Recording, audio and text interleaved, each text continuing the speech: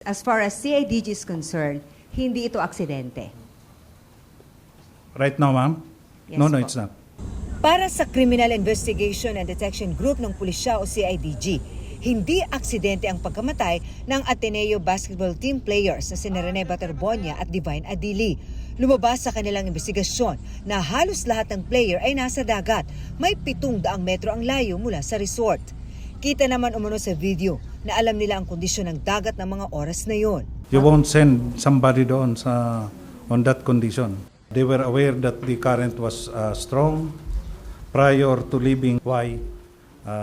Kailangan pang doon sa water if they need to undergo training. Kasi uneven po ang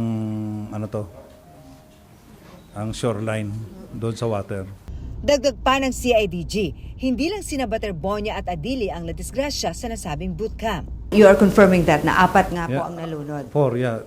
Some of them already experienced na makainom ng water. Including a foreigner one. Sa ngayon, 48 na ang ipinasabpina ng CIDG. Kabilang sa mga ipinatawa ngayong araw ang mga player ng team. Pero 7 lang sa kanilang dumating, kasama ang kanilang mga abogado. Kinuhanan sila ng mga pahayag sa tanggapan ng CIDG sa Camp Crame. Muli namang ipinasabpina o ipinatawag si Coach Tab Baldwin na hindi pa rin nagpapakita sa mga otoridad. Man up, be man enough to face the